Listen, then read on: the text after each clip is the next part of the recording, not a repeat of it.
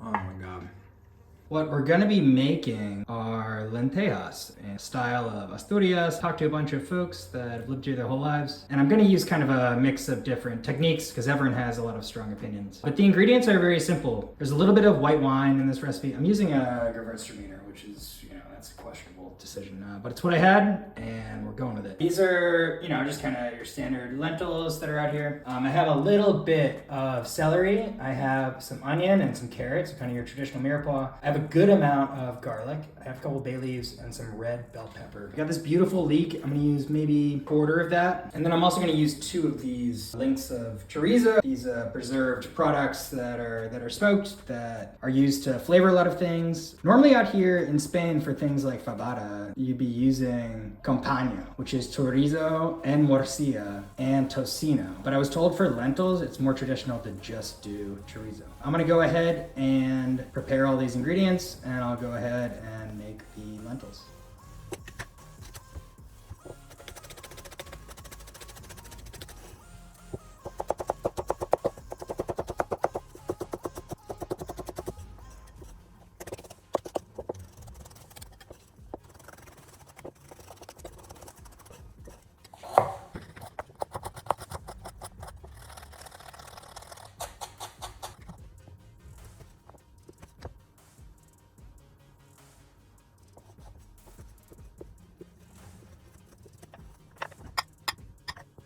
I'm just gonna add a little bit of olive oil and I'm gonna add the chorizo. Let the chorizo just render out a little bit in this pan before I add some of the veggies. These will cook for about 30 seconds. I'm gonna go ahead and add my whole garlic.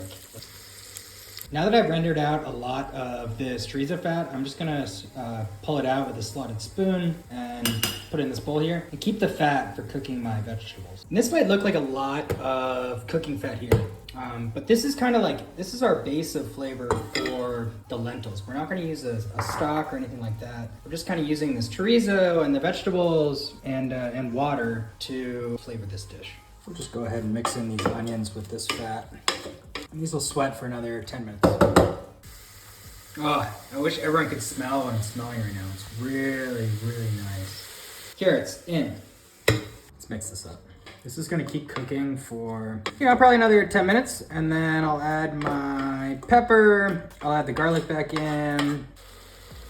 Garlic that I fished out of the chorizo. Let's get it in the pot. You know what? I can add the peppers too. All of this is just gonna get mixed up, cooked, and eventually blended with an immersion blender. And that will be kind of used to coat the lentils, and then we'll add our water. Let's mix this up.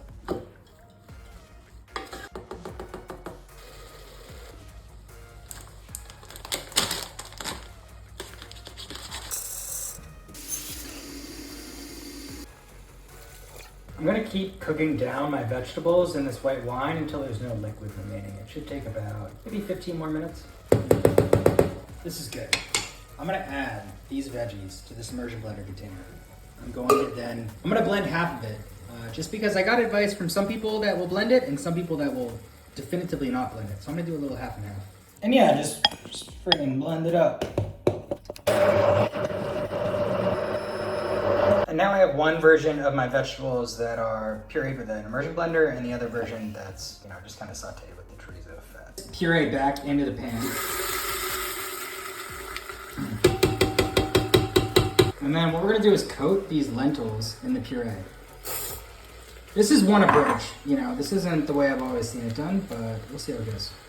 Interesting, it's kind of like a dried lentil mush at this point. All I wanna do is add the vegetables that I cooked earlier.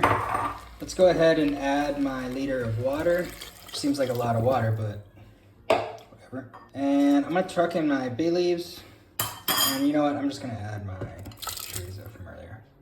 Make sure you get that fat in. I'm gonna give this a nice mix and bring it up to a simmer. And then, I'm not gonna agitate it too much because the lentils will get mushy once they start to cook. But I'm basically gonna simmer it for an hour and a half. And we'll see how this comes out. This is actually my first time doing lentils in Spain by myself. The chorizo does have a lot of salt in it, but if you taste your liquid mixture at this stage, and it definitely needs some seasoning, add a little bit of salt at this stage. God, I love lentils. As you're going along, Give your broth a little taste, minus the uncooked lentils. You know, just so you make sure you're not over seasoning things, super under seasoning things. You know, it's kind of, honestly, this to me is so good right now. What I love about it is it's fairly simple. What's giving it most of the flavor, you know, are obviously the sweated vegetables, a little bit of the white wine, but the chorizo really comes through. It's kind of got this, I don't know, like this dark, earthy, smoky, barnyard, horse blanket flavor to it that I freaking love. So anyways, we're gonna keep cooking this. I'm gonna bring it up to a simmer, finally. And yeah, we'll cook it for an hour and a half. When you get up to a gentle simmer, just cut your heat down. Creo que tengo un poquito demasiado líquido, pero si es un guisado, no pasa nada. At this stage, about 45 minutes into cooking, this whole flavor has completely transformed. It's incredible. Vale, ahora tenemos un poquito menos líquido. Es mejor. And these have cooked for an hour and 20 minutes, and I'm calling it. I think these are done. I just tried a bite, and honestly, it's really, really flavorful and amazing. Before I came to Spain, I didn't really realize how important lentils were culturally to the cuisine, but everybody takes them really seriously. You know, it's kind of it's really humble and delicious food, and they kind of, you know, make it in a way with products that are iconic to the region. Oh my God. I don't know, the chorizo in there is so good. I'm really, really happy with this approach. Boys and girls, we have finally made it. It's time to plate up some freaking lentejas. Look at these. God. You know, I kind of like the puree vegetable mixed with the sauteed vegetables. I think that's a nice touch. I'm making myself a relatively small bowl here, but look what I got here. I think it's beautiful. I have this nice little bowl of lentils, kind of cooked in the style of Asturias. I think it's really pretty. Let me try this. Oh my God.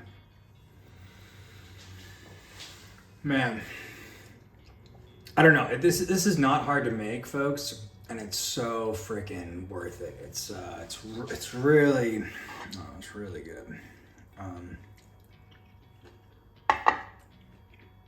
Wow. It reminds me of like the first time I ever made Sean Brock's Hoppin' John. Has anyone ever like learned to make beans through Sean Brock or someone like that? That's kind of a Southern chef. That's what it kind of reminds me of, that like aha moment where it's like, God, you know, there's so much knowledge and tradition and culture behind this, you know, kind of humble dish, and it's incredible. I don't have any pan, which is, that's a huge problem. But anyways, this came out great. I hope you liked the video.